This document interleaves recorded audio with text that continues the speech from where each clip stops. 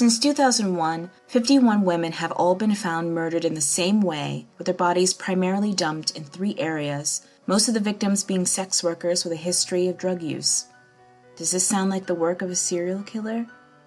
Many killers work in specific areas, target sex workers for their vulnerability, and kill in similar ways. Sounds like a serial killer to me. But according to the Chicago PD, 51 women were all killed by 51 separate people in exactly the same way. No coincidence. No serial killer. According to Police Superintendent Eddie Johnson, there is no evidence of a serial killer, but he has launched a review regardless. According to Murder Accountability Project, a Virginia-based nonprofit group that analyzes information about homicides, the killings, quote, have characteristics of a serial murder, unquote. After analyzing 21 samples of DNA collected on the victims, police have yet to find any matches between them, but this doesn't account for all of the blood, hair, semen, and fluids on all 51 of the women. Quote, if you look at the nature of these cases, it's classic. It couldn't be more serial looking, said Thomas Hargrove, founder of the Murder Accountability Project. Quote, it's got every element for a classic pattern, unquote.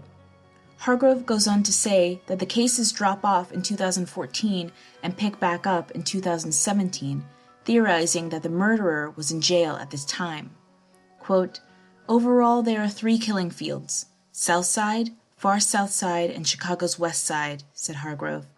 There's a pattern to who's doing the dying. Disproportionately, these women have a history of sex work and a history of illegal drugs, a classic pattern in serial killers, unquote. With these murders not having any sign of stopping, and the police showing no interest in protecting these vulnerable women, what will be done if the killer or killers aren't stopped? Have you ever been walking alone on a road and come across a piece of graffiti that sent a chill up your spine?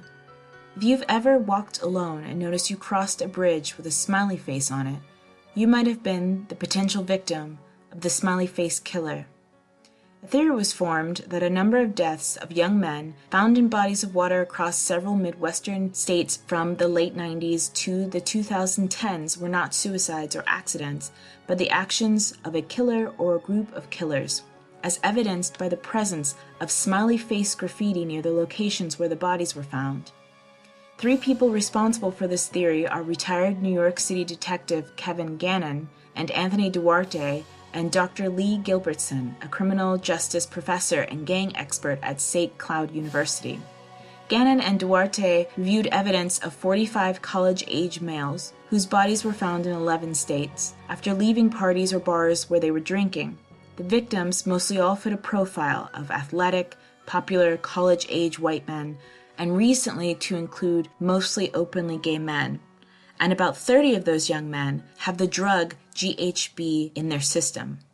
It's believed that an organized gang communicate through the dark web in dozens of cities all over the country.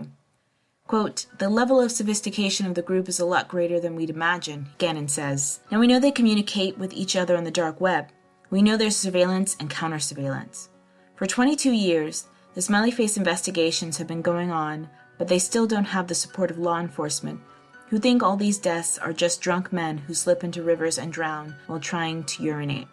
Each city has its own cohort or cell, says Gilbertson. There might be 12 in that city, and they go out one night and 5 of them do this. The next time it's a different 5. The way it should be conceived is that it's the cell that's the serial killer part of it, not necessarily the individuals, because over time the individuals in the cell will evolve. Some will age out and just keep their mouths shut. Who wants to go to prison? When we think of serial killers, for better or for worse, we tend to think of the West, like Gein, Jeffrey Dahmer, Ted Bundy, people like this. But unfortunately, serial murders are not a strictly Western invention. HWASEONG is located on the western side of the Korean peninsula.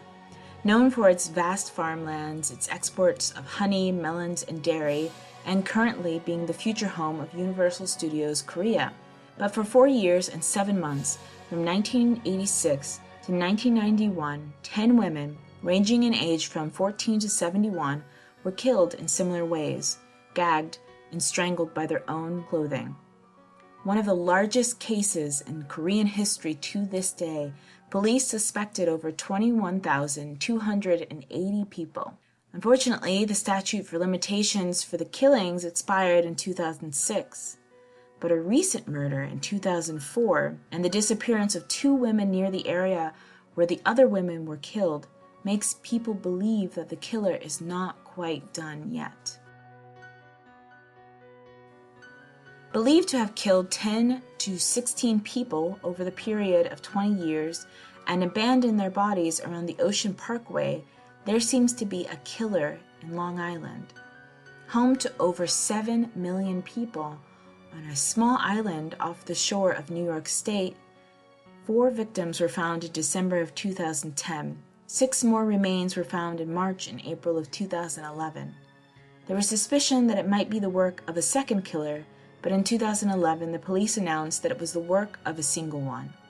It's believed that the killer is a white male in his mid-20s to 40s, very familiar with the area, and has a detailed knowledge of law enforcement techniques. That's possibly one of the reasons of why he's been able to evade law enforcement for so long, with the possibility that he might even be a member of law enforcement. 4 of the women have been identified as sex workers who advertised on CRAIGSLIST. Of the people found between March and April, they include 2 women, a man, and a female toddler who was related to one of the other victims. Called the Stoneman for the way that he would crush his victims' heads with a stone weighing as much as 30 kilograms or 66 pounds, in Bombay from 1985 to 1988, similar murders happened that are believed to be connected. Altogether, the killer would be responsible for up to 26 murders. But the murders could also be a group of killers, multiple killers working in tandem, or a coincidence. The strange thing is how all the murders were essentially the same. A sleeping victim alone in a dark and desolate area would have a weight dropped on them, crushing their skulls. Most were vulnerable and homeless people that were very poor, alienated from their families, which made it even harder to identify their bodies. And the crimes were not high profile. It wasn't even until the 6th murder that the police began to notice a pattern. A man survived his attempted murder by a man who tried to crush him while he was sleeping alone, but since it was such a dark area, he couldn't get a good look at him. From 1988 to June of 1989, the murders just stopped, until 12 more people would die in the span of 6 months in Calcutta, India. The same modus operandi as the Bombay murders, homeless victims sleeping in desolate, poorly lit areas, had a heavy stone dropped on their heads. There was a massive deployment of police around the city and numerous arrests were made, but no evidence was found leading to an arrest. As recently as 2016, similar attacks have been reported in Assam, India. When I was growing up, stranger danger was everywhere. We were told not to talk to strangers, not to get to strange cars, and to yell and scream and wail if you thought you were being abducted. My parents' paranoia was deeply informed by cases like this one. In Oakland County, Michigan, from 1976 to 1977, 4 children, 2 girls and 2 boys were abducted and murdered, each held for about 4 to 19 days. The profile of the killer was made based on witnesses who saw him abduct one of the victims the night he disappeared. He looked to be a white man, 25 to 35 years old, shaggy hair and sideburns. He must have a job that gave him freedom of movement and appeared as a person that a child would trust, like a police officer, a clergyman, or a doctor. And he must be familiar with the area to hold the children without alarming his neighbors. A task force checked out more than 18,000 tips, resulting in 24 arrests on unrelated charges and the busting of a multi-state child pornography ring. After 1978, there were no more murders. Many people were suspected of being the killer, including known serial killer John Wayne Gacy, Chris Bush, the wealthy son of a General Motors executive, who coincidentally died the same year that the murder stopped, and Archibald Edward Sloan, who had hair samples matching the victims in his car. Archibald often lent his car out to several of his pedophile friends, and is thought that one of them was responsible for the killings. At the end of this case, we have more questions than we have answers. Much like America's most notorious unsolved murder, the Zodiac Killer, Italy has its own stalker of young couples. Between 1968 and 1985, 8 double murder cases were reported. The victims were young couples parked in a countryside area during the new moon. The killer used a .22 caliber gun and knife and sometimes cut out the sex organs of the female victims. Several men were thought of as being the killer, including the husband of one of the victims. Pietro Pacciani was convicted of the killings, but that was later overturned and annulled. He died before his new trial. 2 other men were then convicted and condemned to life. In 2001, a chief inspector for the police believed the killings to be part of a satanic ritual because of the stone pyramid that was located near where Pacciani lived. But there's no evidence for any satanic ritualism. To this day, there is not definitive proof about who really is the monster of Florence. Homophobia is a tragic and damaging societal illness. It caused the mental and emotional harm of so many people, and from 1974 to 1975, it contributed to the rampaging of a killer in San Francisco. His nickname was given for his habit of sketching his victims before killing them. Stabbed in the front and back of their bodies, all the men were met at gay nightclubs, bars, and restaurants around the city. He was tied to 14 murders and 3 assaults of men. Since surviving victims would have to out themselves, they were reluctant to testify against a suspect. One of those surviving victims included a well-known entertainer and another, a diplomat, who refused to face homophobic backlash as a result of coming forward. Police believed they had a man in question who was the killer but could not move with the case because of the lack of testimony. Harvey Milk, famed activist, said, quote, "I understand their position. I respect the pressure society has put on them." In February 2019, the police offered a $100,000 reward and released a revised sketch to anyone who could identify the killer. On May 28, 1830, President Andrew Jackson signed the Indian Removal Act, initiated the removal and systemic ethnic genocide of the indigenous populations. The journey off their ancestral lands is commonly known as the Trail of Tears. This did irreversible harm to the Native Americans, which is still felt today. Along a 450-mile corridor of Highway 16 between Prince George and Prince Rupert, British Columbia, murders and disappearances started happening in the 1970s. Called the Highway of Tears, in 1988, during a vigil for 6 missing women, high rates of poverty in these areas mean that people often hitchhike to work, school, shops, or hospitals, which makes them vulnerable for abduction. The area is also highly isolated, remote, and populated by animal scavengers that makes it difficult for remains to be discovered. The number of victims could be anywhere from 18 all the way up to 40 women. 3 serial killers have been attributed to the cases. In an unofficial government report in 2015, it was discovered that Ministerial Assistant George Gredis was responsible for deleting all emails related to the Highway of Tears. Media coverage has been limited. Government responses are also limited. Nicole Hoare, a white woman that disappeared in 2002, had a massive amount of media attention and was the first Highway of Tears case to be covered by several national newspapers. Gladys Rydak, a Native activist and the aunt of a victim, believes that if it wasn't for Hoare, the police would have invested less effort in investigating cases, and the media would have done little, if anything, to inform the public about the tragedies along the road. In 2018, Justin Schneider of Anchorage, Alaska, pleaded guilty to attacking a Native woman, strangling her unconscious and sexually assaulting her. He then walked away with no prison sentence at all.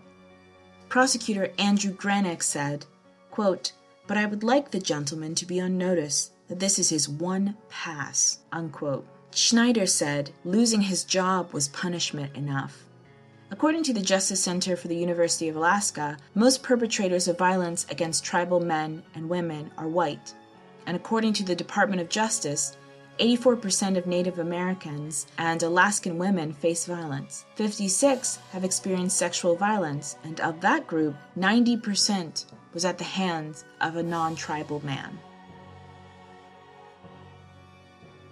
If 28 children went missing from your town, would anybody notice? From 1979 to 1981, at least 28 children, teens, and young adults were killed in Atlanta, Georgia. Several children disappeared before media coverage or police investigation ever happened. It seemed like no one cared for these children, some as young as 9, who were dismissed as being runaways or gang members because of the fact that all of these children were Black. It wasn't until public outcry intensified and it gained media coverage that the investigations ramped up. The FBI said that the killer would use a body of water to dispose of the next body, so police staked out nearly a dozen bridges. During a stakeout in May 1981, an officer heard a splash and saw a white station wagon. 2 police officers stopped the car and discovered the driver was a man named Wayne Williams. 2 days after the nude body of Nathaniel Carter was found floating down a river from the same bridge, but the body had damage consistent with being in water for up to 2 weeks, not a few days. There were many suspects in the case, including a possible involvement of the local KKK, a terrorist organization, targeting children to terrorize the Black community, and a pedophile sex ring led by affluent members of Georgia's governance. Wayne Williams, who was 23 at the time, was arrested, tried, and convicted of 2 of the murders and sentenced to 2 life sentences. Williams has maintained his innocence, along with many members of his community, and also several of the victims' parents and members of law enforcement. On March 21, 2019, Atlanta Mayor Keisha Lance Bottoms and Atlanta Police Chief Erica Shields announced that officials would retest evidence from the murders, which will be gathered by the Atlanta Police Department, Fulton County District Attorney's Office, and Georgia Bureau of Investigation. Was it really possible that one man killed almost 30 children with no witnesses, no physical evidence found in his home, and no one able to escape to testify against him? Or was it someone else?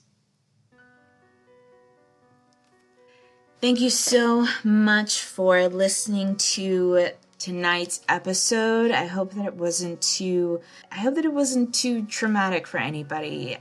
I know that these kinds of things can be really awful to hear about, but I also think that it's really important that we keep the victim's memory in mind and we remember that there are still these cases that are out there. And if you have any kind of information, it's all useful. Do not forget the faces and the names of these people who are still seeking justice. I will put down a phone number where you can contact people about any kind of information that you have. Please hit subscribe. Please follow me on social media. If you like this video, tell me. If you didn't like this video, don't tell me. I don't need to hear that. It's fine. I'm okay. All right, you guys, thank you so much. And remember, stay spooky.